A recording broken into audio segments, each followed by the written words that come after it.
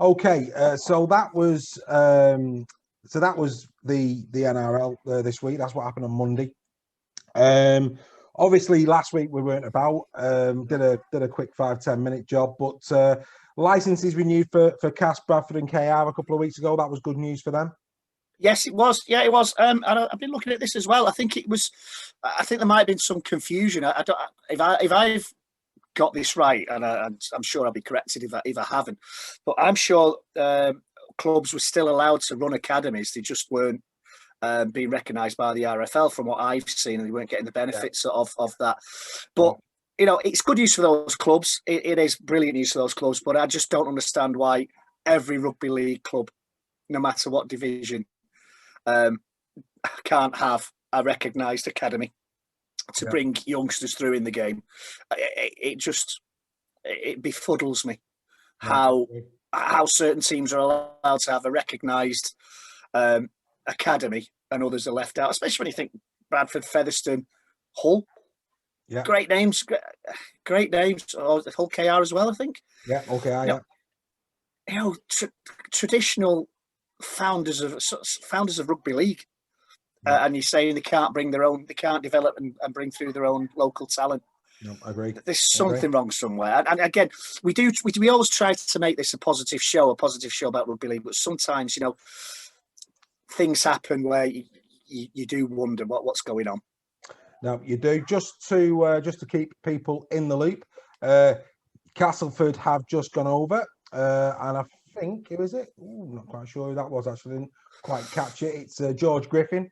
So George Griffin's just gone over for Castleford, 4-0 against Wakefield. We'll keep you updated with that as it goes tonight. Other news then. Lee Ji-Sao and Chris Satai are set to enter negotiations at Hull FC to extend their stay. That's good news for Hull FC. Obviously, Warrington this week, probably the worst kept secret in Super League. Holmes and Matautia sign for Warrington. Yeah. But bigger news this evening. Bigger news. We broke it on our site just before we came on air.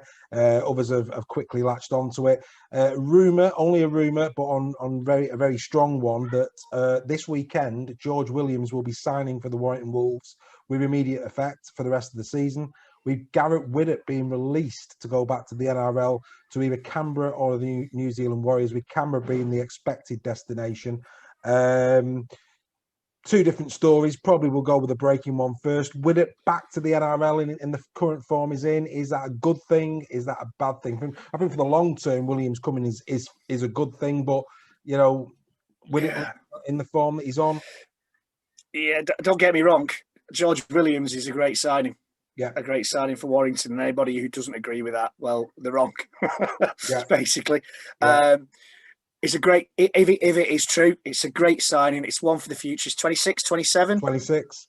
Yeah, it's a bit young for the kind of player we usually sign. But I'd be sad to see Gaz Widdop go, though. I really would. I mean, apart from the Challenge Cup semi-final, he showed the form that you know, he's capable of, that we signed him for. You got to feel sorry for him. He came to us and all the lockdown came into force. His family's gone back while he's been stuck in lockdown. Got to feel sorry for him. And this season, he's really turned it on. He's been superb, and he's been linking quite well with Blake Austin. Yeah. Now, the other rumor I heard was that Blake Austin was going to Leeds. Yeah, I heard that. Yeah. So I'll be. Obviously, Gaz Widdop, he wants to be back home with his family, and you can't blame him for that. Nope. But I think it'd be a shame if his Warrington, because he was heralded as you know, a great signing, announced a year before he came. Really look forward to watching him play. He's worked his way back into the England reckoning for the World Cup. Yeah. Sorry to see him go. Yeah. And, you know, it might take George Williams. He's not played for 2 or 3 weeks. It might take George Williams a little while to settle in. Yeah. No, but, absolutely. You know, in the long term, you've got to be sensible. Are Warrington going to win the grand final this year? Probably not. So do we bed George Williams in now and have a good stick next year? I think, to be honest with you, if Warrington were going to sign George Williams, they had to do it this way. Yeah. Because if they left it till the end of the season, Wigan would get him. I think there's no question. But George Williams will want to play rugby league because it's World Cup year. There's no way he's going to risk his starting spot with England by sitting on the sidelines. The only other option would have been maybe Leeds for 6 months, maybe, to get there. But I'd expect that Warrington, because there is talk, obviously they're going to use some marquee, the marquee money and what have you. I think for me, you've got to tip your hat to Warrington. I think it's they've reacted quickly. I think when the news broke a couple of weeks ago that Williams was leaving Canberra, everybody thought done deal, Wigan, straight back to Wigan. Yeah, and you know what? With the rumor that Sean Wayne might be on his way back there at the end of this season, I think he would have done. Yeah, I agree. If we'd have left it. Yeah. A great bit of business. Sometimes our signings, on paper, it's a great bit of business. Yeah. Sometimes Warrington get criticised for the players they sign, and rightly so in some cases. But this one, he could very well be our halfback for the next 5-6 years. Yeah. If we bring somebody like Riley Dean through alongside him, that could be our halfback partnership for. Well, I mean, obviously, few seasons. Yeah, I mean, that's the other thing, isn't it? Yes, Austin is also going to be, again, the rumour is that Blake Austin is going back to Australia. So, in that respect, yes, we're going to need a number 6, aren't we? So it's going to be interesting to see how that one pans out between now and the end of the season. Staying with sorry, Dave. Just the one that worries me most is that the rumour that won't go away, that Daz Clark is going to be gone at the end of the season. Well, again, I'm hearing rumours that actually he's committed that he's staying. I mean, Daz Clark's not out of contract, and there's a lot of rumour that Daz Clark has already said in private that he is staying next year. So, well, if that's true, that's fantastic news. I'll sleep easier tonight. Yeah, we'll see how that one pans out. Obviously, Holmes and Matauti are coming from Castleford. Again, good news, I think, for Warrington. That strengthens them without question.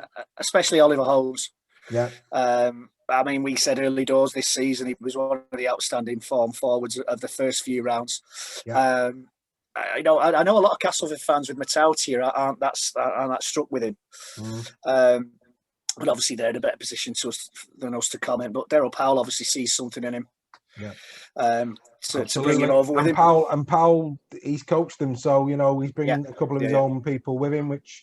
I've got no issue with that. Jay Miller's just gone in for Wakefield. It's now 6 points apiece. Wakefield and Cass. Speaking of Cass, staying with them, obviously Danny Richardson is also being allowed to leave for next year. Wiggins Bevin French is out for a few months following surgery, and still. Wigan to nail down. I can't believe this. Have yet to sort out the contract with Sam Powell for next season, which. I just find astonishing.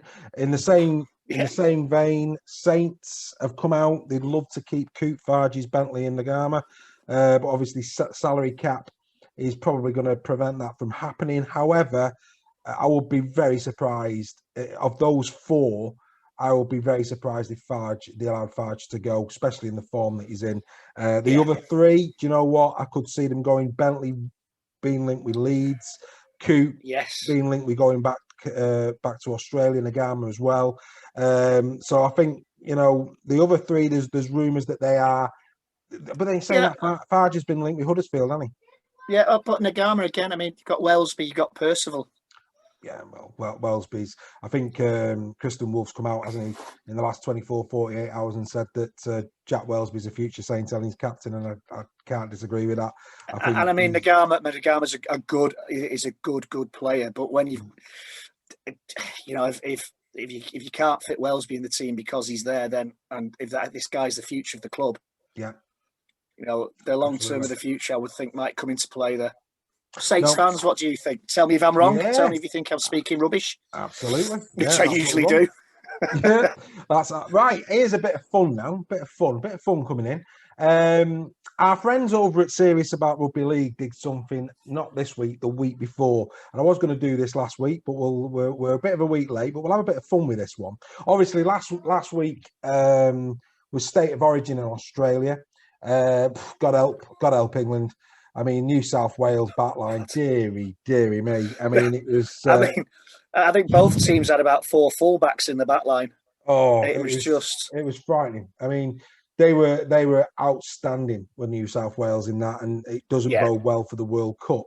However, it has got, and it's reinvigorated the conversation around origin in this country. Now, here's one. So what I'm going to do. So serious about rugby league. This isn't us. This is. I'm going to. We've half finished this one off. Serious about rugby league. But it's a good conversation that me and you can have tonight. So this was. They basically picked a starting 13 with a few subs as well, but we'll just stick to the 13 of how this game may look if it was to have happened this year. This would have been the South of the Pennines team. So, looking at that there, Stephen Ratchford at full back, Makinson and Swift on the wings, Percival and Gildart in the centres, Lomax and Sneed as the halfback combination. For those, that might surprise a few people, Mark Sneed in this team, but he actually was born in Salford, for those who don't know that. Yes, he was. Yeah, he was, yeah. The front row, Matty Lees and Mike Cooper at Warrington with James Roby in the middle. I think Sam Powell will probably give him a run for his money for that position. Ben Curry, Liam Farrell and Joe Philbin. So that would be the team for the south of the Pennines, and they picked this team for north of the Pennines. So Connor at full back, Johnson and Hanley on the wings, Hardacre and Lynn in the centres, Truman and Gale as the halfbacks, Walmsley and Watts, Paul McShane in the hooking role with Oliver Holmes, Joe Wardle and John Bateman. Now, me personally, I would love to see that game. Yes, I would. I think Yorkshire would win as well. Well, the thing about, obviously it would take a few years for it to really, grasp on a little bit. But I think this would work really well, especially like they do over in Australia, around now, middle of the season, a little bit different. Yes, some of the players may have to back up like they are at the minute in the NRL. But but you look at that. If these two teams, you've got Alex Walmsley going up against Matty Lees, two St Helens teammates.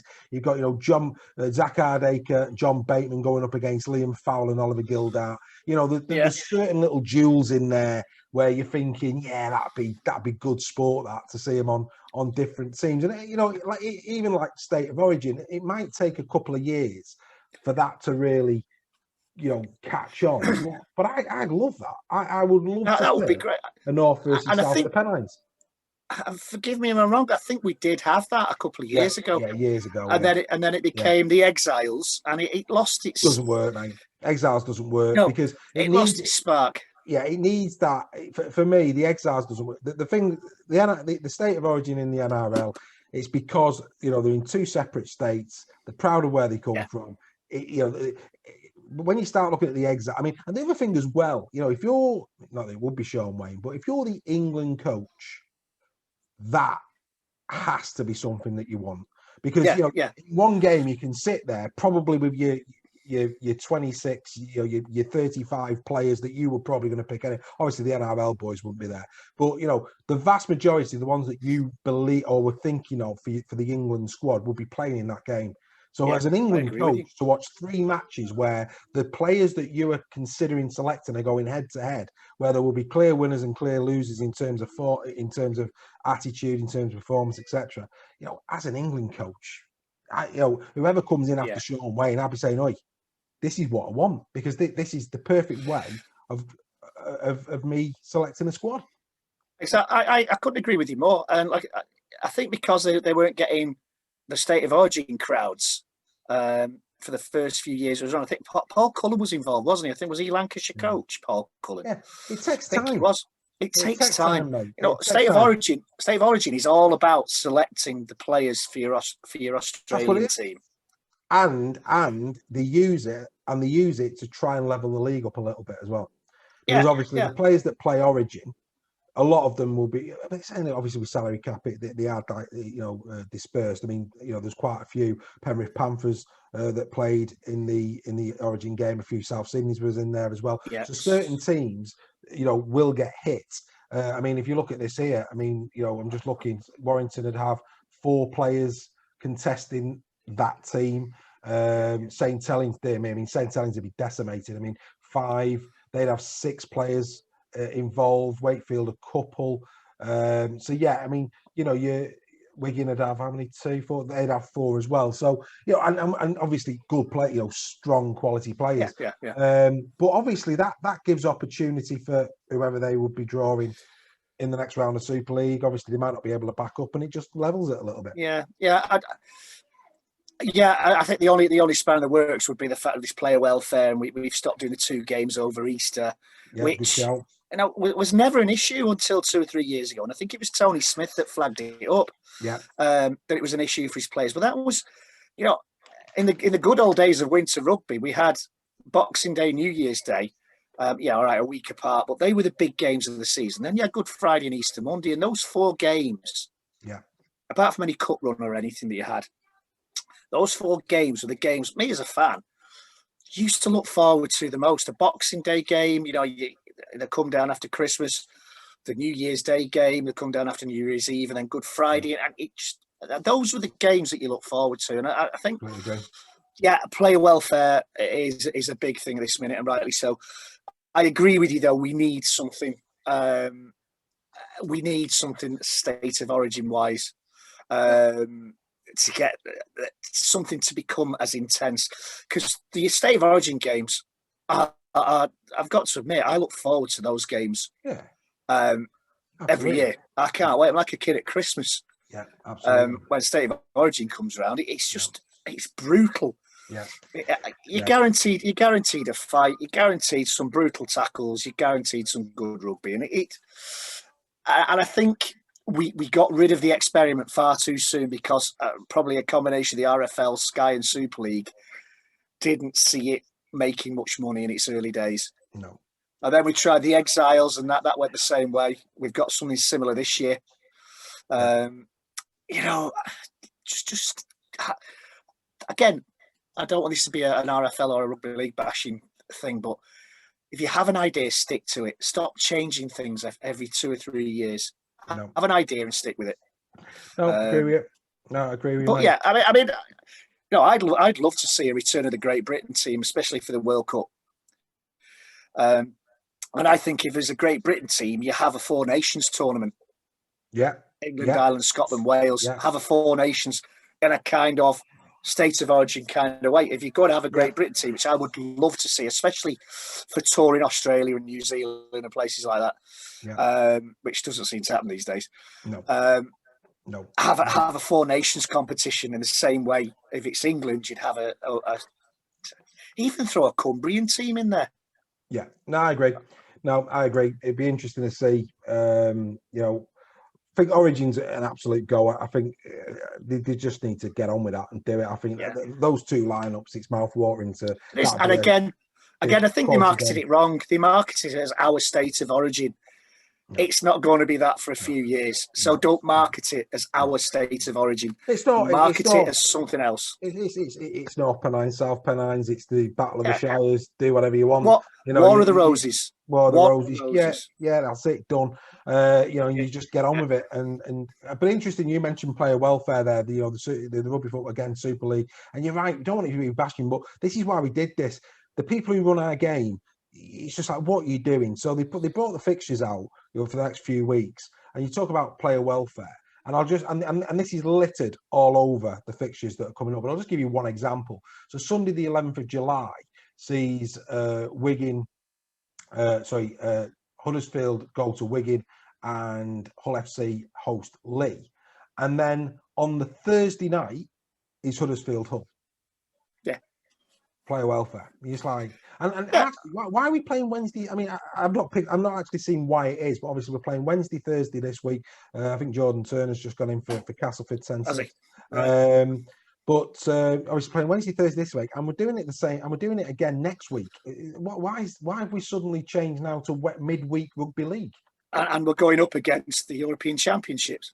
Well, that's going to be the case no matter when we play this at the minute, isn't it? But why? I mean, Wednesday night, Thursday night rugby league, and it's the same next week as well. What's that about? There's a game on Friday as well, isn't there? Yeah. And I know the Castan Leeds game has that been called off because of COVID? Yeah, that's I'm off. pretty sure that's Can't been remember, called off. That's been called off. But yeah, like I say, we just see the next 2 weeks we're playing Wednesday, Thursday. Seems a bit odd to me. Anyway, people who are paid a lot more money than us are making these decisions. It's all interesting stuff, isn't it? That's a scary thing. So round number 9. Obviously, we'll just have a quick look at round number 9. Castleford 12, Hull 30. That was on the box. I fancied Hull for that. With Castleford coming off a win, Hull coming off a loss in the Challenge Cup.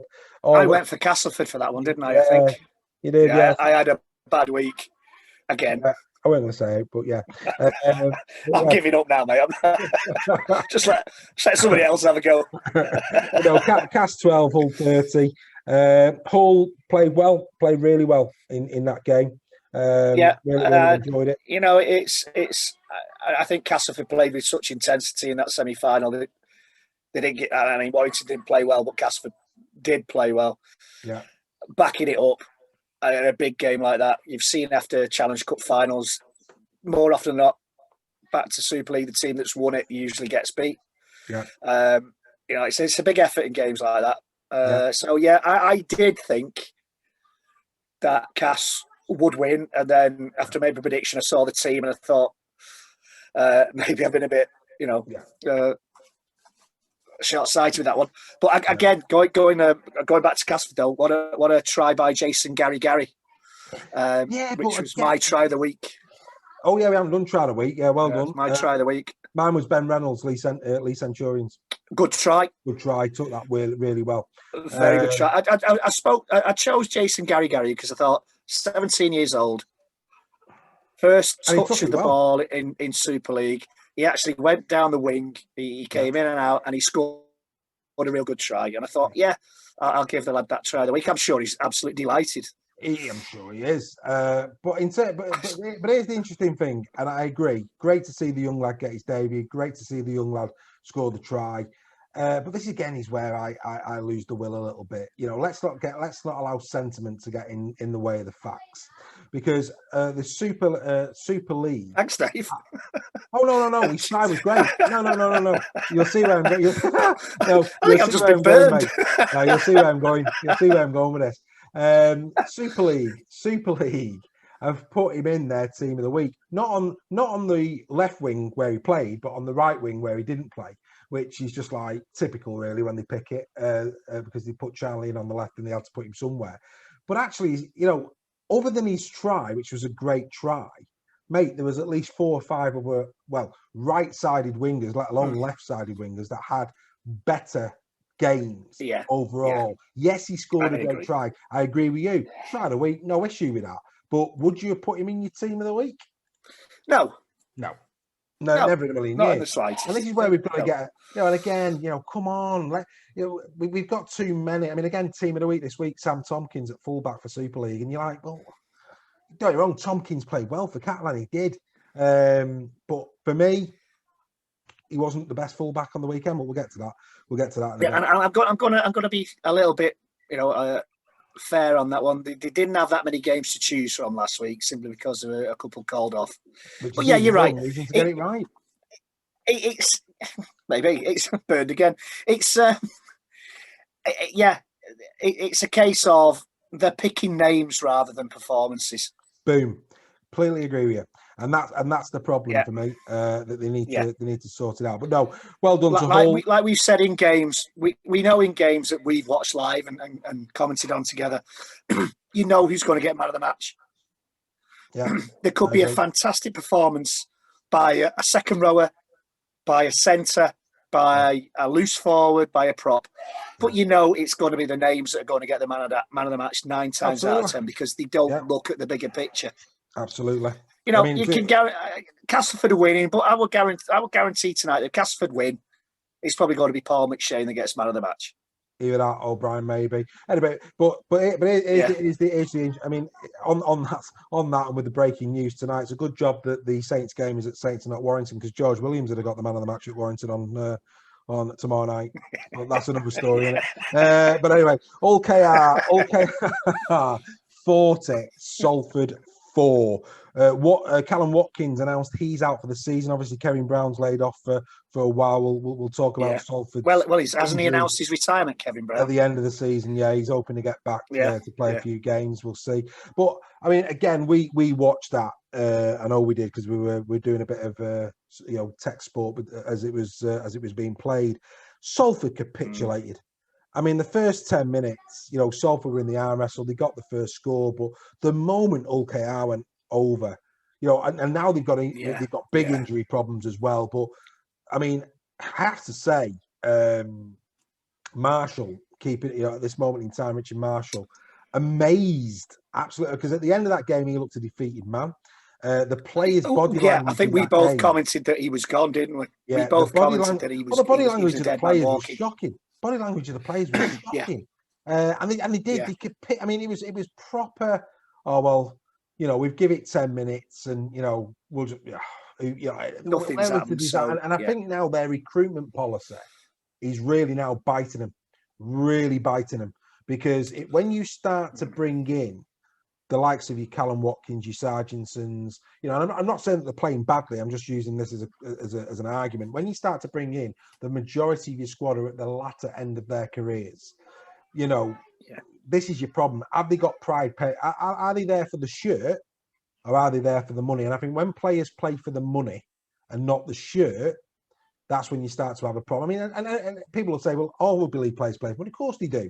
But if they've got an affiliation with the shirt, if they're on the way up, if they're competing for trophies, that. But when you're playing for a Salford or a Lee, you're not competing for trophies. Like Salford did a couple of years ago. But this season, you're not going to win Super League. You're hoping for a good Challenge Cup run. So that. So you need for me. I don't know about you. You'd be better off selecting 13 lads from Salford at times. Which goes back to every club having an academy. Absolutely, because they will probably run through brick walls for theirs. David, if we'd have been picked to play for Warrington, if we'd have been good enough to play for Warrington, we would have run through brick walls for that club. Yeah. Well, a good friend of ours, Steve Carledge, has popped a comment on as we were talking about midweek rugby league. Yeah. He said that rugby league are on a losing footing there. It's not football. The fan base isn't there for midweek rugby league. No. I agree with you, Steve. Completely agree with you. Do you know which game I used to really enjoy when we first switched to summer rugby? They used to have a game on at 6:00 on a Sunday night. Beautiful. And it was brilliant because when football and rugby overlapped, you could watch a soccer game 4 till 6, switched over straight away. 6:30, a rugby league game. It was a brilliant way to end the weekend. And then they moved it to Saturday night, and they wondered why nobody's watching. Well, 5:00, 6:00 on a Saturday night, most people are getting ready to go out on a Saturday night or doing family things. Yeah, in normal times, absolutely. And then they moved it to a Thursday when, the day after kids are at school. Well, exactly. And then, and again, looking at, I mean, I'm still on that page, actually. Let me just try and find a Thursday night. They are Thursday night. So what we got here, they are perfect. So Thursday night games, you've got Wakefield hosting Wigan at 7:45 on a Thursday night. Brilliant. Yeah. Brilliant. Absolutely, I couldn't agree with you more. You change that to 3:00, 4:00 on a Sunday afternoon. Make that 6:00 on a Sunday night. Completely different. 6:00 on a Sunday night. Yeah, different attendance. And actually, I remember, going back to my youth Super Sundays, 3:00 rugby league kicks off, and you stay out on an all day. You just stay out and you just have a couple of jars with your mates, and that's what you do. It's the way. And with the players usually after the game. Back in the day, mate. Back in the good old days. That'd be frowned upon now, but back in the old days, if they share a beer, wouldn't they? But absolutely, Sunday, I agree, and I think all those people. I mean, they still do have Sunday games when they're not on Sky, but I'd expect every Super League fan would say they love Sunday afternoon rugby league. They just love it. It's God, Kevin Keegan, and that was the big plan. That was the big plan for summer rugby league. They'd seen the Aussie model. And all right, it's in the winter in Australia, but you've got the Gold Coast. It's 25 degrees in the middle of their winter, and they see them having barbecues and they see them having picnics, and it's a family affair, and that was the whole idea behind it. And it's never been built on. And you know, they just, again, we try not to knock the sport, but it does need better planning. There needs to be some joined up thinking at some point along the line. Bad news here for Castleford fans. Gareth O'Brien on crutches. I've just seen on the sideline there. So no sooner as he come back, he's on crutches again. And it looks as though there's a player down here. I'm not sure if it's a Wakefield player or a Cass. Can't quite see it at the minute. There's a stretcher on. The game's been stopped. We'll come back to that. I'll keep an eye on it. Warrington, I have to say, team of the we haven't done team of the week either. So who was your team of the week? Well, I've got a bit left field here. I'm going to go with the Warrington Wolves women's team for winning their first Super League game. Fair play. Fair play. Fair play. Fair play, yeah. Fair play. Nothing wrong with that. We'll make it a Warrington double. I've actually gone Warrington Wolves, the men's team. All right, okay. The reason I've done that, when you actually look at last week's games, obviously Castleford and Hull coming off the back of two very, two evenly matched teams, but also coming off the back of a Challenge Cup. That could have gone either way. Hull KR, obviously Salford, we've done no major surprise there. We'll come to League Catalan in a minute. I can't quite make out who that is. But Wakefield went into that game in form. They'd had a week off for the Challenge Cup. Yeah. Warrington obviously had been were beaten in the Challenge Cup. And obviously, it was tight at half time. It was only 14-6, wasn't it, at half time? But I think, for Warrington to run out 38-18 winners in that game, fair play to him. Because I think, on paper, other than the Castleford Hull game, that was definitely as tough a match because we know Wakefield was in form. Well, I actually tipped Wakefield for that, so I had a dreadful week. And the surprising thing is that Warrington actually discovered that if you pass the ball to your wingers, they score tries. As long as you're in space.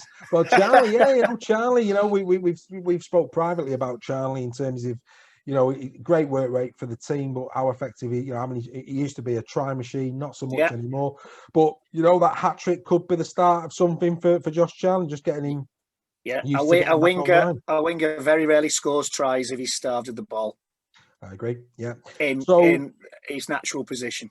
So pleasing win for Warrington last week, and then we come on to League 30, Catalan 36, the new leaders of Super League, and well done. I mean, Catalan, we've said this so many times. Catalan look the real deal this year. They are absolute, for me, Super League contenders. As we sit here now, there's no question. They have got every right to be getting excited in the south of France. But before we you give us your take on this one, I keep going back to this. I'm going to go back to the well again. A little bit of punditry now, a little bit of research. Lee's losing margin, is an average of 27.6 points per game. Against Catalan, Wigan, and Saints, it's been 8.5. Can you explain that to me? No, I can't. It's a simple answer. It's just unbelievable. If I'm a Leeds Centurions fan, I'm sitting there going, how can that be?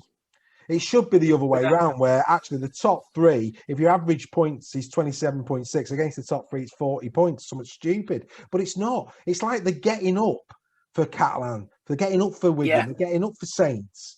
But the games where they are ultimately going to be judged on, for whatever reason, they're getting absolutely annihilated. Makes no sense. No, it doesn't. It doesn't. I sometimes think when I see the scores coming in and Lee have lost again, I sometimes think if they'd have managed to win that was it Wigan the first game when they were 18-0 up. Yeah. I just wonder how different their season would have been if they'd have hung on and won that game. Well, they were 18-12 up against Catalan. Half-time last week. It's obviously is it fitness? Is it mental? Is it? Well, I think it's a little bit of that. I mean, it's got to be, hasn't it? Yeah, you see this in a lot of sports, don't you? Where it's like the Merseyside derby in football, the Manchester derby, regardless of who's been on top or not. Form goes out the window. It is what it is. Yeah. But if I'm a Leeds, and you know what? I mean, I feel for Lee. I mean, they were thrown in at the last minute. Obviously, Gelling now's gone back home. It's been a patchwork quilt job. They've tried their best to get a team together. They've lost the coach. Now, which I think was very, very harsh. They've lost the coach. But again, players at times, it's too easy to get rid of the coach. Sometimes the players have got to stand up and be counted. And, that yeah, for me, those statistics, it's like, lads, what are you doing? I mean, it makes no sense at all. Yeah. You're very right there, mate. You're very right. It's always that the manager always carries a can or the coach always carries a can. And sometimes some of the players, should managers, should coaches have the guts to drop poor performing players? Can they afford to do that? When the crowd's on your back, when the results are going against you, and you drop your major signings and put kids in, and you're still getting battered. It's a tough. Tough. I wouldn't be a coach. Yeah, no. It's a tough one. But yeah, with Lee, it's if they could turn those 60-minute performances into 80-minute performances, I think Salford could be in trouble. Oh, mate, Salford are so happy Lee in this league. Yeah. But same with Leeds. Especially now. I think Leeds would be okay, but in terms of relegation. But I think Salford, without doubt, what we saw last week against Hull KR, that would worry me more than anything. The way they just basically down tools, it was just like, oh my, and obviously Warrington and Salford, a bit of rivalry, maybe, but it's nothing to do with that. Genuinely, if I'm a Salford fan there, I could not believe how they just fell away in that game. It was awful. I love going to the AJ Bell. I love going to the AJ Bell. The music before the game's brilliant. Takes me back to my youth. You can have a bit of banter. It's usually a good game. Warrington usually lose. What's not to like? Historically, But no, I mean, Salford fans, take it in the spirit. We feel for you. I'm not saying this to buy. You're probably thinking exactly the same thing. It ain't good enough. What you expect is a bit of passion and a bit of drive. And what was dished up last week, that's just not acceptable. And if Lee, tell you, if you get your acts together, for me, it's game on. It's absolutely game on. If Lee can get their act together, start just getting a couple of wins, because as we're about to see, right new, there are, there's a way of saying it, I suppose. But as we're about to see now, this is the league table, and when you look at the bottom of that table, it's 2 points. It is nothing. I mean, it's one win, and I'll be honest with you, with the injuries that are piling up now for Salford, I've not seen too much of the fighting. I mean, at least Lee has shown that fighting spirit against those top teams. If Lee can get their act together, Salford could be in trouble. But anyway, this new league table, obviously now COVID kicking in again, hence the reason why it's on point percentages. But last year there was a lot of people looking at Catalan in terms of COVID and how many games they didn't play. They are there on merit this year. 9 played, 8 wins. They lead the table. Then, of course, Saints and Wigan both just behind them. Warrington there. Just take a quick look at the 302 points for Warrington this season, the highest scorers in Super League, which bodes well for them as the season goes on. And that is surprising given the way we started. Yeah. I mean, again, it's quite interesting. I think they lead Super League for tries, for goal kicking. I think there's loads of stats that, from an attacking sense, Warrington are leading. So, if they can make sure that their defence is steely tight at the moment, Warrington fans, it's to be getting excited time. Hull FC, which is why it's a shame that it's true that Widdett's going back, to be honest. Well, exactly. I think if you're Warrington, you Austin would be the one for me. But anyway, that's by the by. Then of course the 2 Hull games. Cannot wait for the Hull derby. Oh, that's going to be a right game when it comes around. I think it's in a couple of weeks' time, and that's going to be a belter. That's going to be an absolute belter. Normally the Robins. Seen as the ugly sisters of that game. No disrespect to Cinderella in any way, shape or form, but Hull FC, Hull KR, that's one to watch. Then, of course, Castleford. I mean, again, it's amazing. Castleford, first 3 or 4 weeks of Super League, flying. Are they at this moment in time? Is Darryl Powell trying to manage his squad for Wembley and then maybe turn to Super League? One to watch that as we get the other side of the Challenge Cup final, maybe. I don't know. It is. I mean, lost more than they've won, Castleford. The way they started, I thought they would have been right up there. Absolutely. But yeah, you're right. Wembley at the back of the minds. I mean, I think they will possibly win tonight. Well, the 10-6 up at half time. The 10-6 up at half time. Tight game. It's been like I say, a couple of injuries. At least 2 players have gone off injured. I'll be watching this after we're done tonight. So I've got it on record. Me too. So I'll have a watch of that. But yeah, Cass, unbelievable how they've fallen away. Then of course, Leeds Rhinos, Huddersfield Giants, Wakefield, Salford and Lee. Right, let's do what we normally do. Quick run through some of the statistics. Ryan Hall continues to lead the try-scoring charts with 11, another one for him last week. But as you can, highest try scorer, of course, Josh Charnley last week with his 3. 2 for Adam Swift and Mahe Fanawa of Hull FC. But yes, there he is, Gareth Widdop, 9 tries alongside Toby King. Jake Bibby seems to have gone a bit quiet of late. Jake Bibby, he got off to a flyer, but slowly but surely he's been overtaken. And then, of course, Kane Lynette. So they're the top try scorers. We go to try assists. Last week, 3 for Blake Austin. Must make a note of that. But actually, Johnny Lomax has led this for quite a long time. But last week, Jake Connor, Josh Drinkwater and Jordan Abdul all leapfrogged Johnny Lomax with 2 assists each in their game. So they all leapfrogged Johnny Lomax from last week. Sam Tompkins also getting a brace of assists in the Catalan game as well. So Jake Connor now leads the assist charts. Top meter charts. Well, last week, Ryan Hall, 218 meters made in the game last week for Ryan Hall. That now puts him second, overtaking the suspended Zach Hardacre. Tom Davis continues to lead that. And a little special mention there for Darryl Clark at the bottom. 11, we do this now in terms of, top meters in total for the season, but a little mention for Daz Clark because he's averaging 11 meters per carry, which is that's good going by any. That's pretty good going, yeah. Pretty good going, yeah.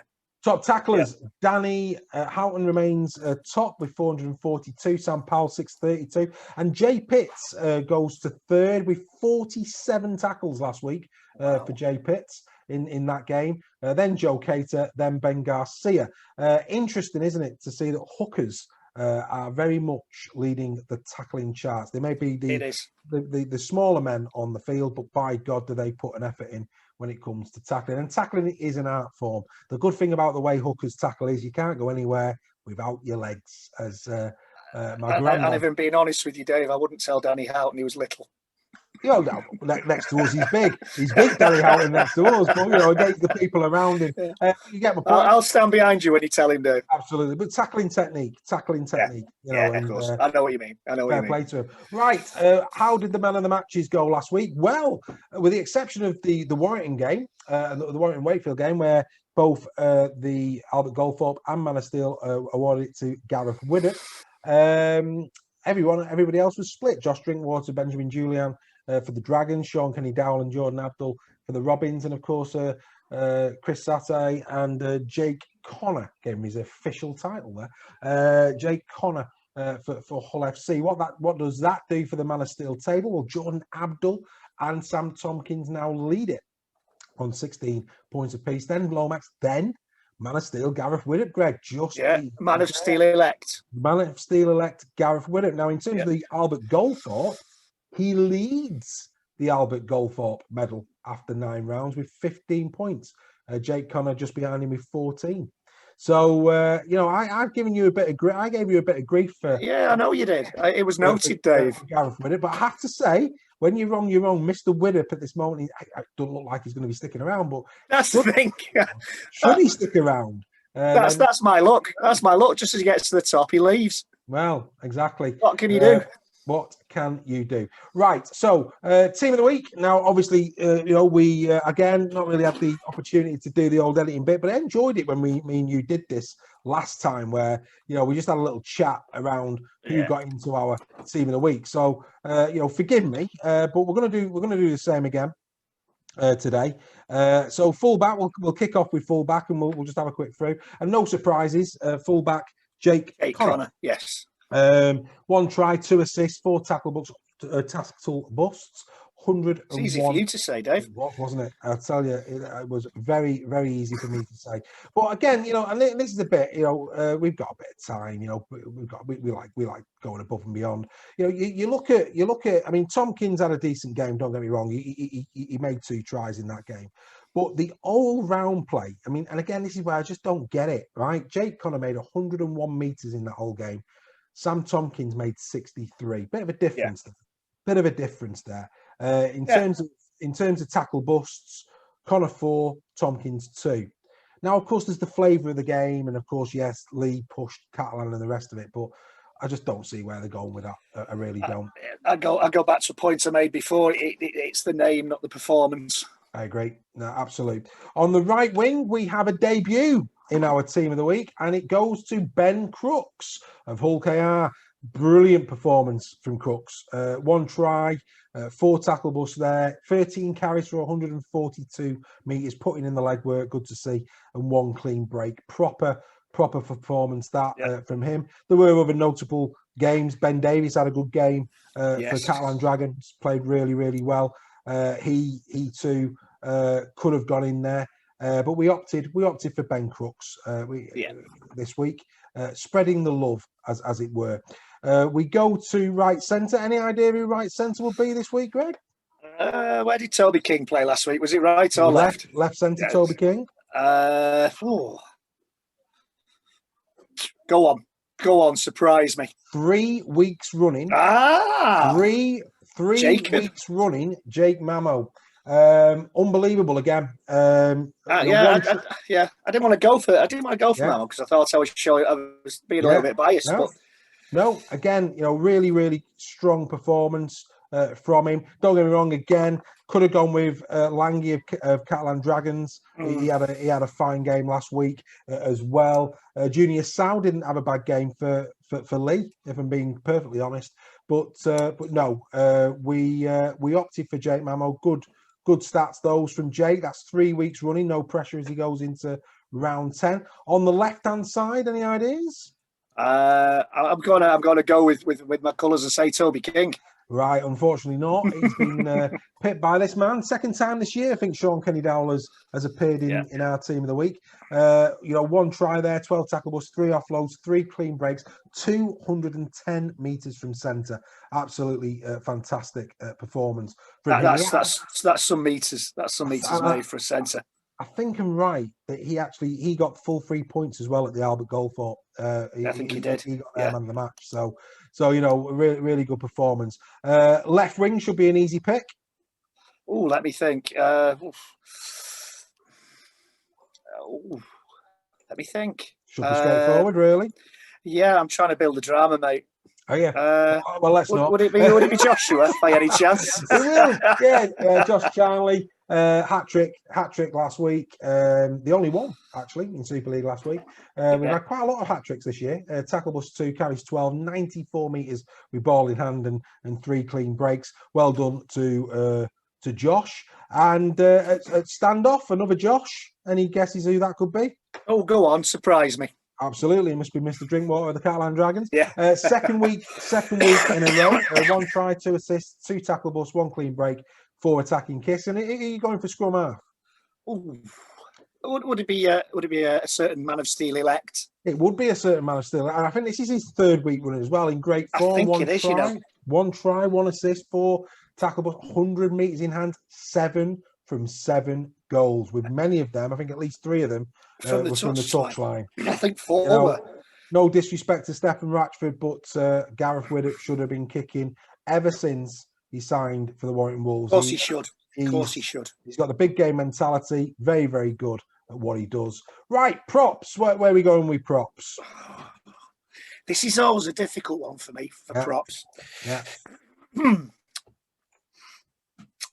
I'm going to put Mike Cooper in there.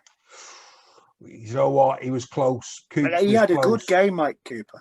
Coops was close. Well, so yeah, we'll do the first prop. We'll come back to the second in a minute. But yeah, Mikel Gudemond, yes, of the Catalan Dragons, 38 tackles, 9 marker tackles. So not only putting the meters in, Oh, hang on. Total meters is wrong there. 154 meters. That should read. Apologies for that. But I'll give you the proper start. Yeah, 19. It should be 19 carries, 154 meters, and the tackle bust he did with 2. So apologies for that. Not quite I'll sure say with 4 meters what to be went wrong playing there. Union He did next more than season. that. But yeah, 154 meters, the highest meters gained for a prop forward last week with 154. But also the defensive effort as well. 38 tackles, 9 marker tackles. Fair play to him. Good effort. Well done. Nice to see that. Darryl Powell there just joking with the fans as he's going into the stands, doing a little bit of singing along with him. That's nice to see. Big smile on his face. Nice to see. Well done, Darryl Powell, for that. Depends what he was singing, of course. Obviously, absolutely depends what they were singing. Hooker, who are you going with Hooker? I will tell you. I'm going to go Danny Houghton. Danny Houghton. Do you know what? Again, it's a shout. It's a shout, but no, it's Matt Parcell yet again. Matt Parcell, I think this is about his 3rd outing this year in our team of the week.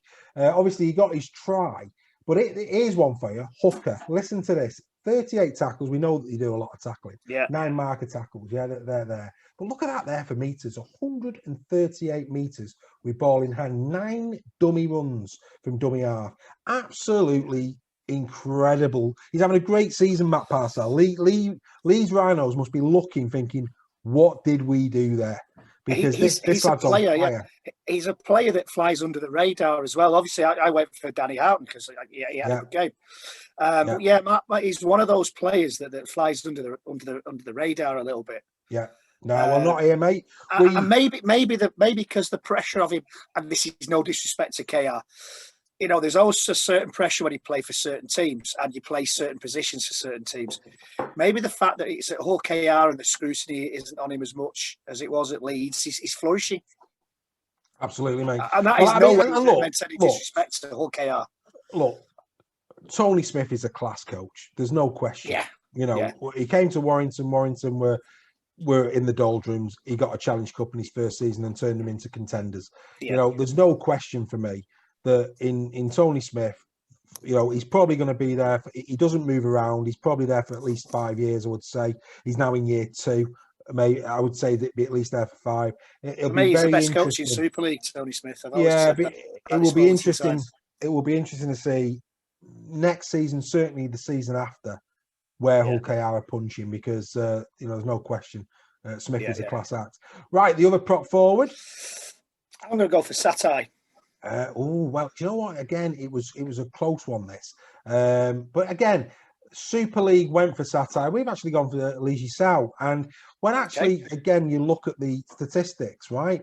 Satai, 106 metres with ball in hand versus 148 from his opposite number. You can see there, a total of 30 tackles versus, Satai out-tackled him, don't get me wrong. But, the extra meters, he offloaded 4 times to keep the ball alive to Satai's 1.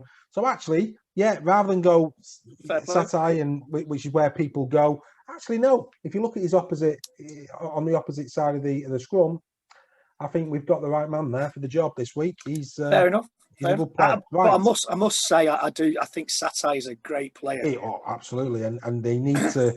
And again, he's out of contract at the end of the season. That's in the same way that we were talking Toby King and this, that, the other at Warrington. He's a big one. They need him. Yeah, I would, if I was Warrington, and I know we'd probably throw the checkbook at George Williams and we'd bring in 2 new for free, out of contract players. If I was Warrington, I would break the bank to bring Satai. I really would. I like him that much. Yeah. On the back of some decent halfbacks, he could cause a lot of trouble. Absolutely. No, I'm not disagreeing with you, mate. Okay. Left second row. Again. Let me have a think. I'm going to go for Ben Curry as one of my second rowers. Okay.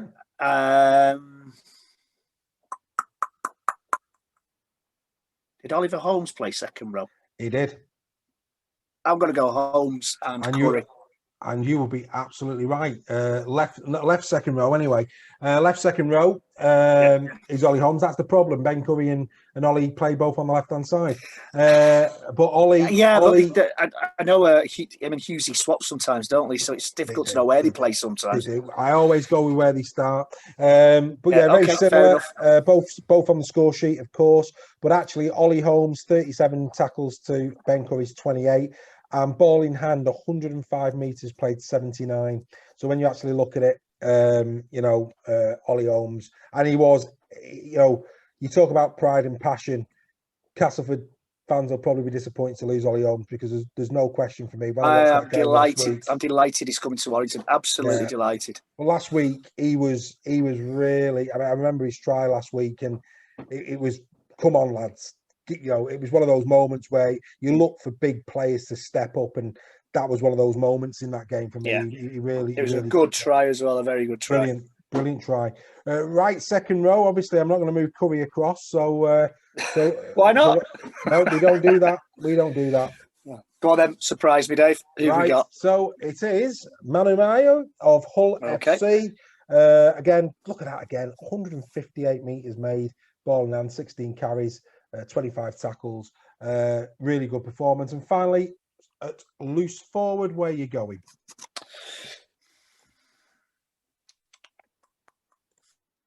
I was thinking Cater. Did he play Lissaw, Cater at Hull? Oh, I think you might be getting him mixed up because they look very similar with Jordan Lane. Jordan Lane. Was it Lane? It was Lane, yeah. Lane. So absolutely 41 tackles there. 13 carries, 123 metres, which, when you think about it, Joe Westerman, a lot of plaudits. Joe Westerman, he did last week. He got 100 metres last week, but very seldom has Joe Westerman got over 100 metres in a game this year. When you start seeing 123, he's had a good game. Well done to Jordan Lane. Him and Cater do look so much alike. It's probably my old eyes, but they do look very alike. Yeah, no, absolutely, and it is one for you, right?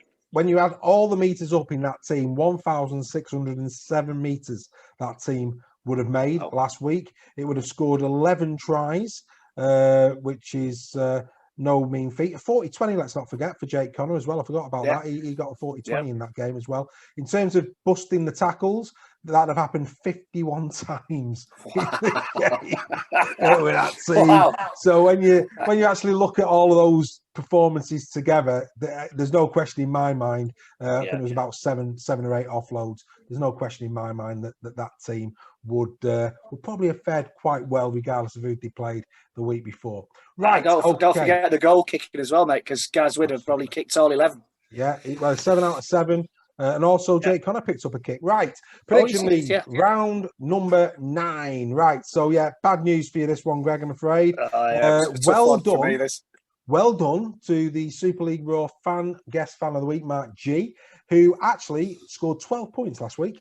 I got 8, you got 4 last week, Greg. So as you can see, that means that there's only 9 points now between me and the Raw fans, and 12 points between you and the Raw fans. So it's still all to play for. It's only 9 rounds in as we come to this week. So the Wakefield Cast game, just so that everybody knows, obviously that game is taking place as we speak. It's currently at 10 points to 6. Both Greg and I swapped predictions before we even started tonight on this. Greg went Tigers by 18. I went Tigers 9-17. And our guest fan went Tigers 0-8. Who is our guest fan, Dave? Well, actually, again, apologies, very, very poor preparation on my part this week. So sorry, Dave. I drafted in my brother this week to do it on behalf of the fans, but that's fine. It's not a problem. You got a few of these ringers in reserve. Well, if I don't beat your brother, mate, I'm giving up. Well, I wasn't going to say anything on that, mate, but yeah, that's the way the land is lying. Wakefield Trinity, obviously at the moment 10-6, so we don't really need to go into that too much. I mean, when you look at the form guide there, are we surprised that this is a close game? Probably not. We know Castleford has got quality, and then Wakefield are in decent form. I just thought Castleford might run away with it because they've got a lot of players coming back tonight, but obviously it looks like there may be a couple of injuries. So yeah, no, it's a tight game. As we speak, here comes Ollie Holmes. Ollie Holmes going down the left-hand side, but he's put down around 30 metres out. Right. Now then, this is going to be interesting. Tomorrow night, St Helens take on Warrington Wolves at St Helens. Saints name an unchanged squad from the last time out, with Parsi set to return into the starting 17. So Parsi back for Warrington. Warrington also unchanged, no fresh injury concerns, so it's still going to be Jason Clark out, Matty Ashton out, and of course Greg Inglis is probably already halfway to Australia. So that's where we are.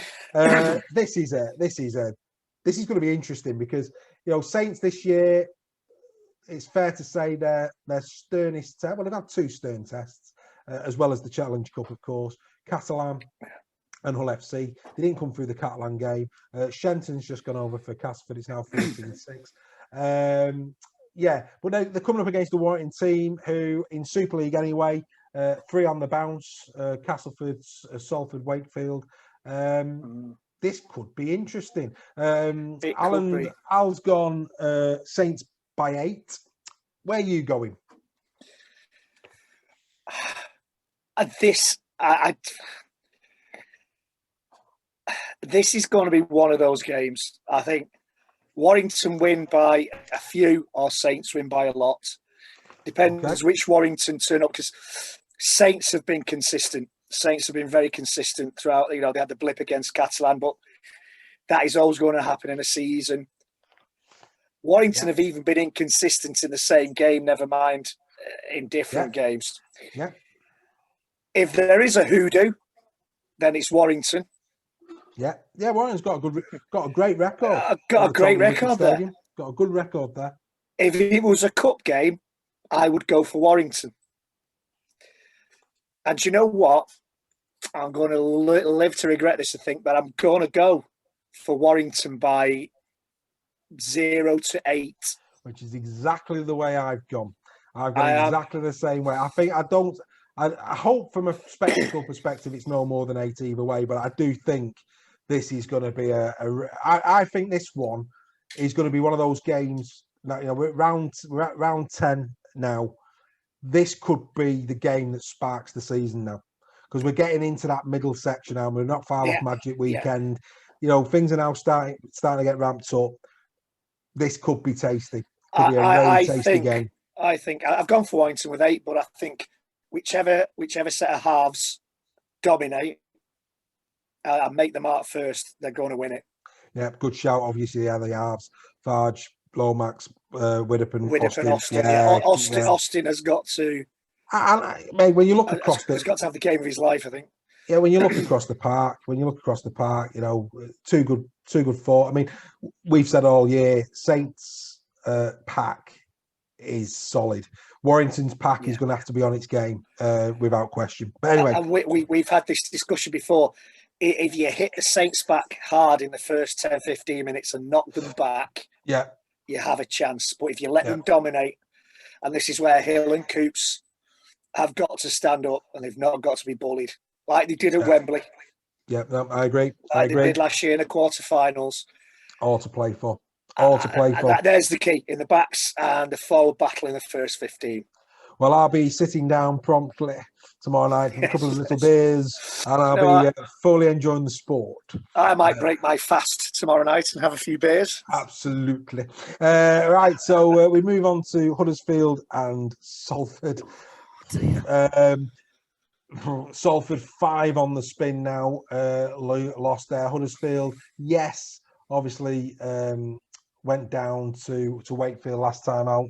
Obviously, they had the COVID, didn't they, last week, which that was their last game. So they're well rested. Huddersfield don't really see the point in elongating this one. I presume you're going with the Giants. No, mate. Yeah, of course I am. By 18 as well. By 18. Yeah, again, exactly. Plus 18 plus. Exactly the same as me. Al's gone the Giants 9-17 is where he's gone with that one. So all going the Giants, but I think the Giants will hammer him. Absolutely hammer him. Right, this is going to be a good game. Shame it's not on the telly. Wigan, Hull, KR. I think this will be a good game. I really do. Warriors name a 20-man squad. Obviously, Zach Hardacre is still out. But on the positive side, Gildart and Liam Marshall return from injury into the squad. Whether they actually make the 17, we'll have to wait and see. Obviously, Bevan French, as we've said, he's going to be out. Tony Clubb's suspended. Rumour has it he's going out of Wigan. We're going to get him shut. We'll have to keep an eye on that one. Did I hear he was off to Lee? Yeah, he's off, I believe. Albert, where are we here? Yeah, Rovers. Albert Vitae returns for Rovers after missing several weeks with a hamstring injury. Rowan Milnes is out. However, Jordan Abdul, George Lauder, and Dean Adley all keep their places despite the head knocks last week against Salford. So that's good news for KR fans. There, it's at Wigan. Where do you see it? I'm going Wigan by 0-8. Tell you, it's frightening this because you're going, with the exception of the Cass game, which at the moment 14-6, 8 points in it at this moment in time. So still all to play for with 54 minutes gone. Me and you, with the exception of the Tigers game, are agreeing, which is quite annoying, really. But not to worry. Al's gone. That's you out the running next week, then, mate. It would appear so. Al's gone. The Warriors 9-17 on that one. Okay. And then, of course, Dragons Rhinos Minnows postponed. So the last game is, of course, Lee Centurions against Hull FC. Disappointing news for Hull. Obviously, Carlos Timavare, who's having a great season, tore his hamstring. He's going to be out for at least 3 to 4 weeks. Cameron Scott is still got a month to go. Josh Bowden still a couple of weeks out, as is Josh Griffin. Scott Taylor also 3 to 4 weeks out. However, Joe Cater is likely to return not this week but next. So, Hull FC picked up quite a few injuries, and I think there will be, and again, if Lee turn up for this, maybe an opportunity. But from a Hull perspective, if you were going to have so many out, this is probably the game you would pick. Which way are you going? I think, again, Hull being a stern test, I think Lee are going to lose. But again, I think it's going to be one of these things where they're going to be up for it because of Hull's reputation. Okay. And I think Hull by 0-8 again. Right. So this is a bit of... So this is the first game. Well, actually, we've got 2 games this week where we're all different. This is another one. So I've gone Hull 18+. Right. Al's gone Hull 9-17, and you've gone Hull 0-8. So that I just think if the pattern repeats itself, then Lee will just fall short again because Hull are a good team. Yeah. Hull should really be knocking them all over the park. Yeah, I agree. Yeah. Who knows? So anyway, unfortunately, we were having 3 Super League games on this week. It's now down, of course, to 2 because the Catalan game, as you know, always shown on a Saturday night when it's when they're at home. But as Leeds are still being still out with COVID, we've only got the 2. But what a game tomorrow! That's going to be a belter. In terms of your rugby league, in terms of NRL. Brisbane Broncos take on the South Sydney Rabbitohs tomorrow morning at 10 to 11. On Friday, it's a good game, this one. The Penrith Panthers taking on the Sydney Roosters. That's at 5 to 11 in the morning on Friday. And then on Sunday, the Gold Coast Titans take on the Manly Sea Eagles at 7:05. Manly are doing really, really well. That could be a good game. Manly have really, after a really slow start, they've really played themselves into some really good form. So credit to Manly for that. 3 good games there in the NRL. For those of us who have the NRL app, we can watch them all. Marvellous. And in terms of obviously the big one tomorrow night, St Helens taking on Warrington, one not to be missed. Yeah, in Australia they have all the games on, don't they? Mate, they do. Yeah, but it's subscription, isn't it, over there? But I mean, I'll be honest with you, and for those of you who don't know, the NRL app, which you can actually play through your TV, fantastic. It only costs, I think, about £100 a year, and you get every single NRL game plus all the State of Origin games. And unlike Sky, you get all the build up, all the post match, everything. NRL 360, the lot. Absolutely fantastic investment. If you love your league and you like the banter, of the Matty Johns show and all that. It's a no. Yeah, it's brilliant. I mean, that was the thing with with what I watched State Invasion on Sky, and we actually got a full hour of the build-up. Yeah, at the start. And I'm thinking, wow, this is brilliant. And then, zoom, as soon as it finished, boom, but gone. again, you know, you'd think that the people who actually work in the hierarchy at Sky would look at that and go, hang on, is this rugby league? Yeah. Whew, that's the way to market it. Why aren't we doing that with Super League? Yeah. You know, it ain't rocket science, but instead what we have is, you know, we've got Phil Clark, John Wells. Not John Wells. Oh, Brian Carney. Thank you. Brian Carney and Lee Radford last week on the terracing. You can actually see the steps. Yeah. You know, just as if they're going out for a quiet pint. You're thinking, do me a favour. You know, come on. I mean, the way they market it is phenomenal. And people say, oh, you know, our game's good. It is good. We want it marketed the same way.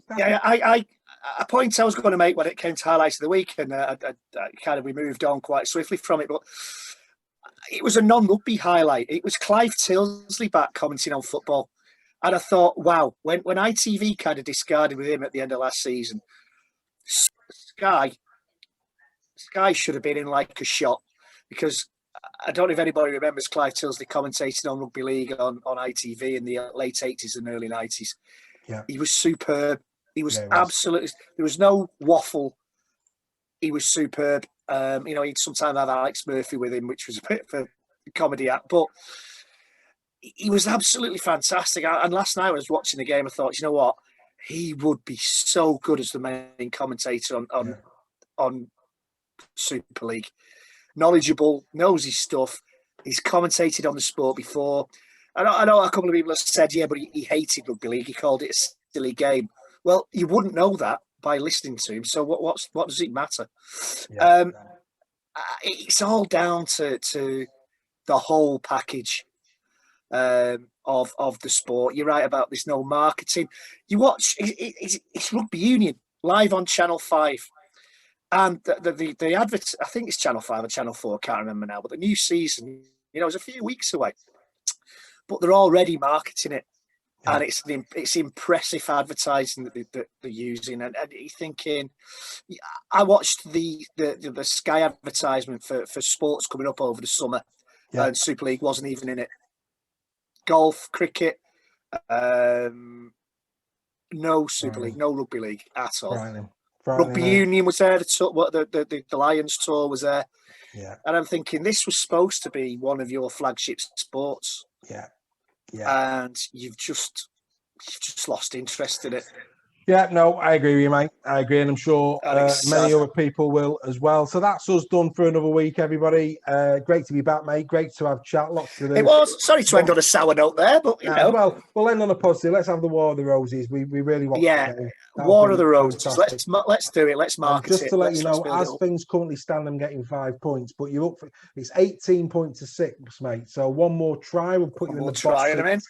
Yeah, I think either you or I are looking good for the 5 points here on this one. We'll see how it goes. We'll watch the back end of this, I'm sure, live. But thanks, everybody, for joining us. We'll be back again. Yeah, thank you, everyone. Next week. Keep sharing our Facebook page with everybody that you know. Keep tuning in. We love to have your company, and we'll see you this time next week. All the best, everybody. See you soon, everyone. Thanks very much. Bye for now. Marvellous. Well done, mate.